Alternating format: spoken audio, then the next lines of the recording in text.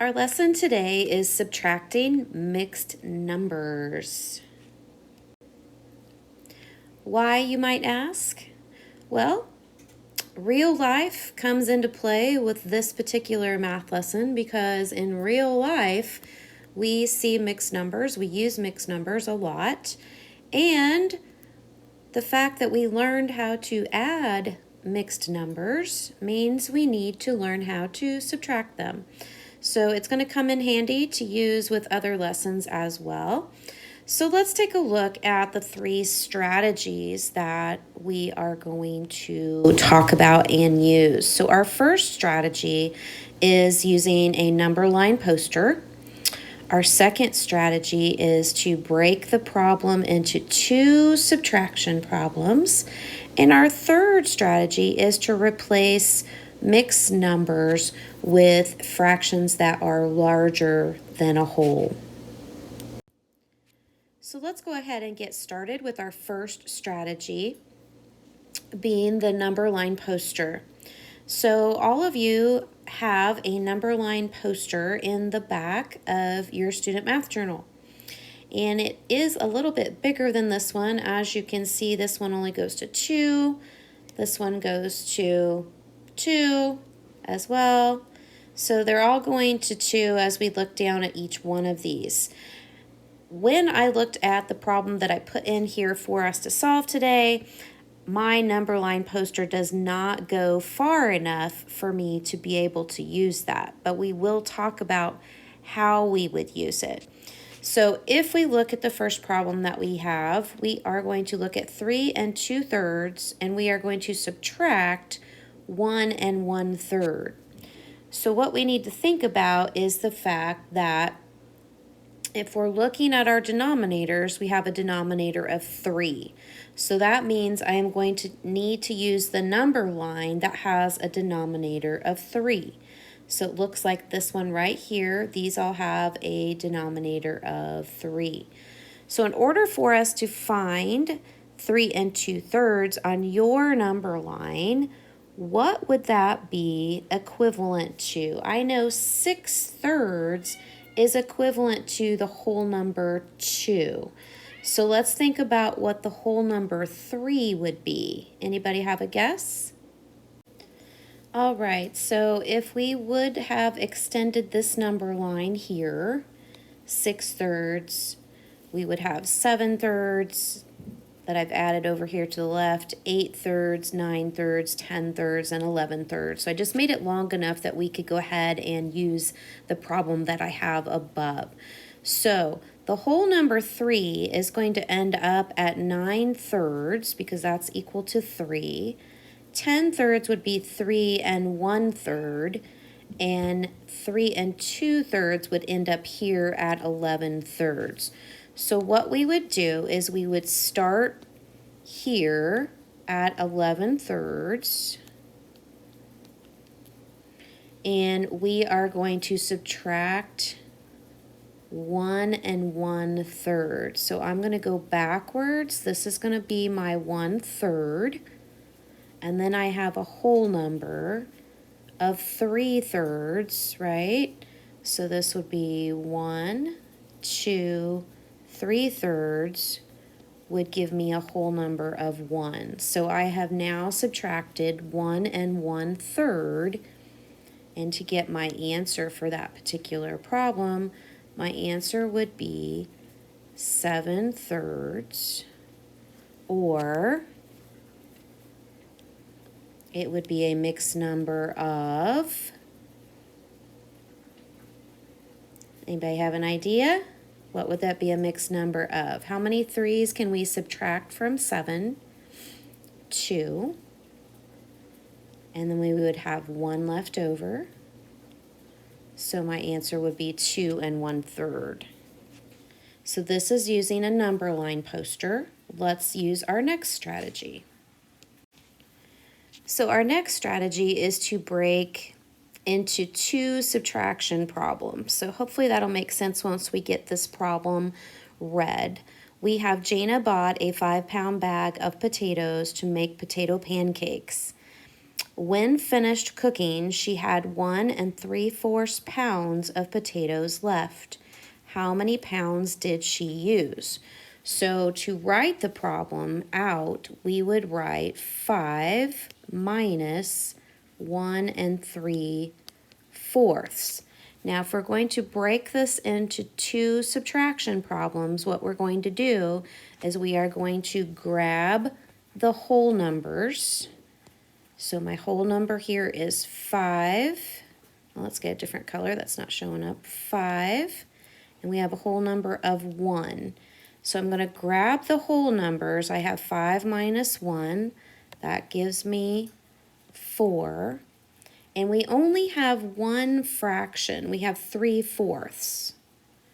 So we're going to have to take 3/4 from 4. So how might we do that? We could take a whole away from 4 and trade it for 4/4. So let me show you what I mean by that. If we stack this to look like this, up here at the top, currently, this is 0/4, if we want to think about it that way. If we look at the fraction column, we cannot do 0 minus 3. So what we're going to do is we're going to take a whole away from this, and this becomes the whole number 3. And we're going to trade that for a fraction. So we know our denominator is 4/4. So instead of this being 0/4, now we're going to add 4/4 to 0/4. And we get 4/4 here. Then we're going to scoot that 3/4 over at the bottom. And now we have 4 minus 3 in our numerator column, which is 1/4. And then we're going to bring that whole number down because we don't have to subtract it with anything. So our answer would be 3 1/4. So this is a little more complicated because we didn't have a fraction with our whole number 5 to start with. So we had to do some regrouping, so to speak, or some trading to be able to subtract with this particular problem. So now let's take a look at this problem. We're going to use our third strategy where we will replace each mixed number with an equivalent number greater than 1. So let's read the problem. Kevin is a 4th grader and is 4 7/12 feet tall. Kevin's dad is 6 1/12 feet tall. How much taller is Kevin's dad than Kevin?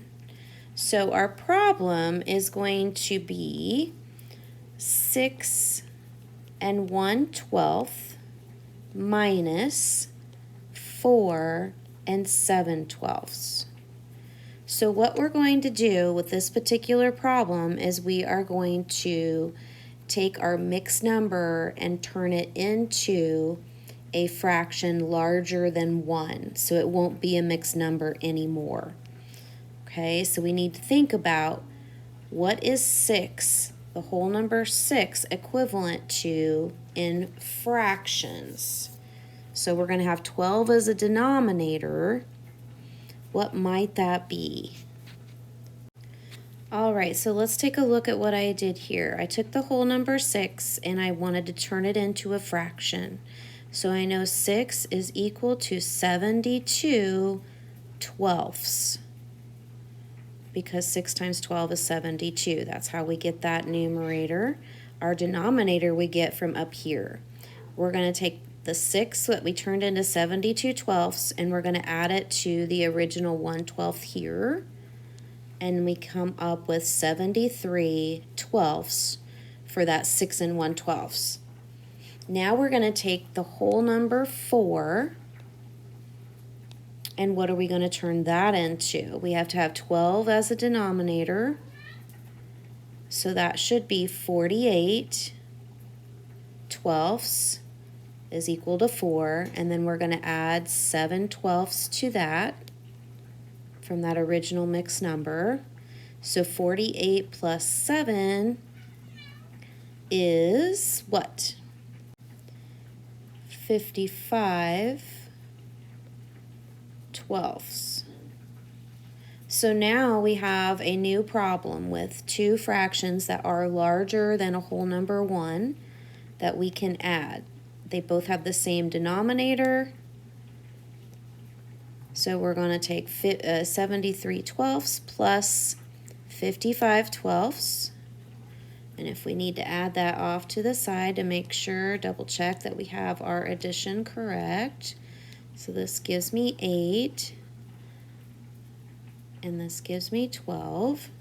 So we get 128/12 for our answer with that, which we can then turn into another mixed number, right?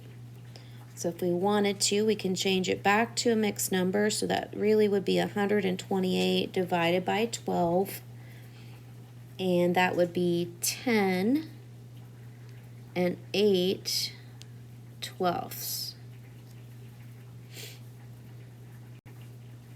So let's summarize what we've done today. We got to see and look at 3 strategies for subtracting mixed numbers. The first strategy was using the fraction number line. So again, you have those fraction number lines in the back of your math journal. Well, the second strategy was to take the problem apart and make it into 2 problems, where we took the whole numbers and we subtracted the whole numbers, and then we subtracted the fractions separately and put them back together.